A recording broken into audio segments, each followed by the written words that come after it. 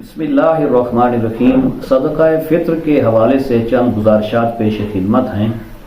ये हर उस शख्स पे वाजिब है कि जिसका सारा सामान चाहे वो ज़रूरत का हो या वो ज़रूरत से ज़ायद हो, जो ज़रूरियात असलिया हैं उनसे ज़ायद हो, और उस पे साल गुज़रे या न गुज़रे, और वो सामान तिजारत हो या सामान तिजारत न हो, तो वो अगर सारा माल 52 तोले चांदी की कीमत के बराबर बन जाए, उसमें जो उसके पास नकदी है या जो भी, या 7.5 तोले सोने की कीमत के बराबर बन जाए, तो उस शख्स पे ये सदका फ़ित्र का अदा करना ये वाजिब हो जाता है।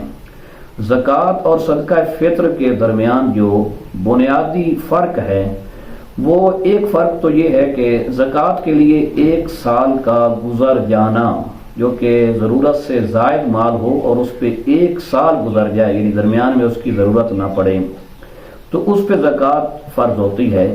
जबकि सदका फ़ित्र के लिए ये साल का गुज़रना ज़रूरी नहीं। ईद वाले दिन सुबह सादिक के वक्त, जैसे सहरी का वक्त ख़त्म होता है और उस दिन फजर का वक्त शुरू होता है, तो उस वक्त ये इसके वजूद का टाइम है।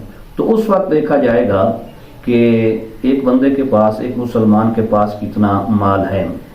दूसरा ये कि एक फ़र्क ये भी है कि इसमें सामान तिजारत हो या सामान तिजारत ना हो, ज़रूरत का हो या ज़रूरत से ज़ायद हो, इसमें वो सब बराबर है। और भी कई फ़र्क हैं। तो इस तरह सदका जो है उसके लिए बालिग होना भी शर्त नहीं, सदका नाबालिग पे भी ये फ़र्ज़ है, ये वाजिब है। किन को दिया जाता है?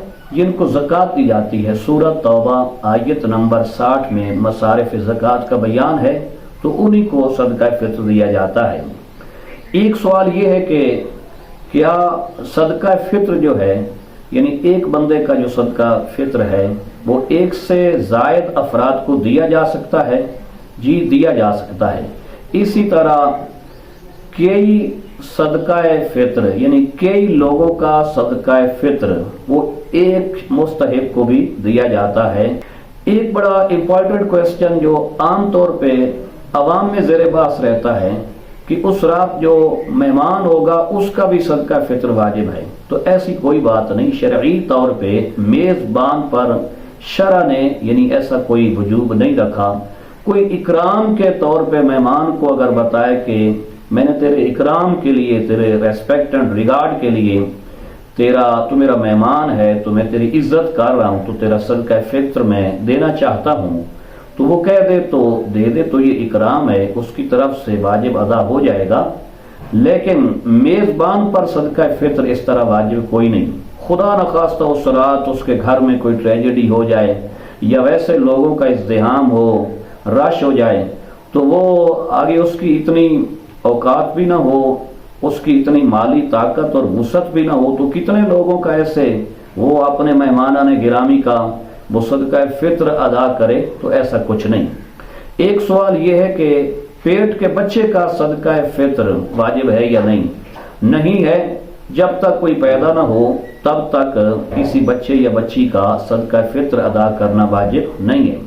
और मैंने जो एक बात की है कि सुबह सादिक ईद वाले दिन वो इसके वाजिब होने का टाइम है, मतलब इसका वाजिब होने का वक्त वो है, लेकिन उससे पहले कोई अदा करे तो जैसे कि सहाबा में ये एक मामूल था, वो अदा हो जाएगा। बल्कि उलमा तो ये कहते हैं कि पहले अदा करे ताकि गुरबा वो ईद की खुशियों में शामिल हो सकें। इसकी हिकमतें क्या हैं, इसकी फ़िलासफ़ी क्या है, विज़डम क्या है? याद रखना, सारी हिकमतें तो अल्लाह और उसके रसूल सल्लल्लाहु अलैहि वसल्लम ही जानते हैं, लेकिन चंद एक इसकी जो हिकमतें हैं जो कि हदीस मुबारक में बयान की गई हैं। सुनन इब्न माजा में अबवाबुज़ ज़कात और बाबु सदक़ातिल फ़ित्र, और सुनन अबी दाऊद किताबुज़ ज़कात बाबु ज़कातिल फ़ित्र, ये दोनों कुतुब हदीस में हदीस मौजूद है।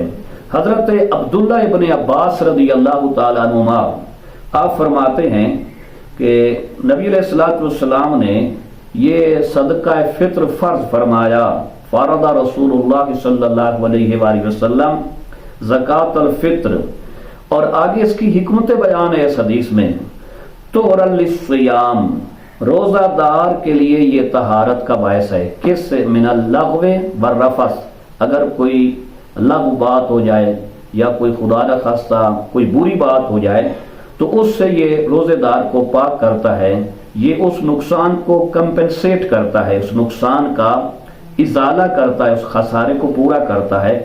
دوسری حکمت جو بتائی گئی ہے حدیث شریف میں، بطعمۃ للمساکین، اور یہ مساکین کے لیے یہ کھانا ہے، ان کی یعنی کھانے پینے کی جو ضرورت ہے وہ پوری کرتا ہے۔ تو نبی کریم صلی اللہ علیہ وآلہ وسلم نے فرمایا فمن اداها قبل الصلاۃ، تو جو نماز عید پڑھنے سے قبل اسے ادا کرے، فہی زکوۃ مقبولہ، تو یہ ایسی زکوٰۃ ہے، ایسا صدقہ ہے جو کہ مقبول ہے۔ ومن اداها بعد الصلاۃ فہی صدقۃ من الصدقات، تو جو کوئی عید کے پڑھنے کے بعد اسے ادا کرے تو صدقات میں سے یہ بھی ایک صدقہ ہے۔ اس کا یہ مطلب نہیں ہے کہ یہ اب اس کا یہ مطلب کہ اب فضول ہو گیا، معاذ اللہ زائد ہو گیا، ایسی بات نہیں ہے۔ تو یہاں اس حدیث سے یہ معلوم ہوتا ہے کہ اگر پہلے ادا کیا جائے تو پھر یہ زیادہ بہتر ہے۔ حضرت عبداللہ ابن عمر رضی اللہ تعالی عنہما، سنن ابی داؤد کے اسی جو میں نے چیپٹر بتایا ہے اس باب میں یہ روایت ہے، نبی علیہ الصلوۃ والسلام کے حوالے سے ابن عمر رضی اللہ تعالی عنہما فرماتے ہیں، امرنا رسول اللہ صلی اللہ علیہ وآلہ وسلم زکوٰۃ الفطر ان تؤدی قبل خروج الناس الى الصلاۃ او کما قال النبی صلی اللہ علیہ وآلہ وسلم، فرمایا کہ اللہ کے نبی صلی اللہ علیہ وآلہ وسلم نے ہمیں حکم دیا کہ نماز کی طرف جانے سے قبل یہ صدقہ فطر وہ ادا کیا جائے۔ اور حضرت عمر رضی اللہ تعالی عنہ کے بارے میں یہی سنن ابی داؤد کتاب الزکاۃ باب زکوٰۃ الفطر میں ایک یا دو دن پہلے، عید سے ایک یا دو دن پہلے وہ ادا کرتے تھے۔ اور انہی جو میں نے یہ چند ایک روایات بتائی ہیں انہی میں ہے کہ صدقہ جو ہے وہ مرد پہ بھی فرض ہے، یہ صدقہ فطر عورت پہ بھی ہے، چھوٹے پہ بھی ہے، بڑے پہ بھی ہے، اس میں بالغ یا نابالغ ہونے کا کوئی ڈیفرنس نہیں ہے، تمام پہ جو ہے وہ صدقہ فرض۔ اور آخری سوال اس حوالے سے کہ اگر کوئی صاحب نصاب نہیں ہے، خود مستحق ہے، غریب ہے، مزدور آدمی ہے، اور جیسے ہینڈ ٹو ماؤتھ والی بات ہے، تو وہ کیا کرے؟ کیا وہ ادا کرے گا؟ اس پہ واجب کوئی نہیں، لیکن روایات سے یہ معلوم ہوتا ہے اور خود رسول اللہ علیہ الصلوۃ والسلام کے ایک فرمان عالی شان سے یہ معلوم ہوتا ہے کہ وہ اگر ادا کرے تو اس کے لیے اجر ہے، ثواب ہے۔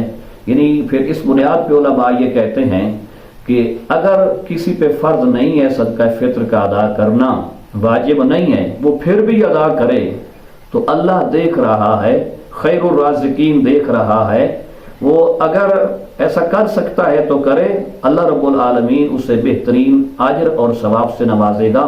دعا ہے اللہ تبارک و تعالی کی بارگاہ میں کہ اللہ ہمارے روزے، ہماری نمازیں، ہمارا قیام تراویح، یہ سارا کچھ اپنی بارگاہ قدسیہ میں اسے شرف قبولیت عطا فرمائے، آمین۔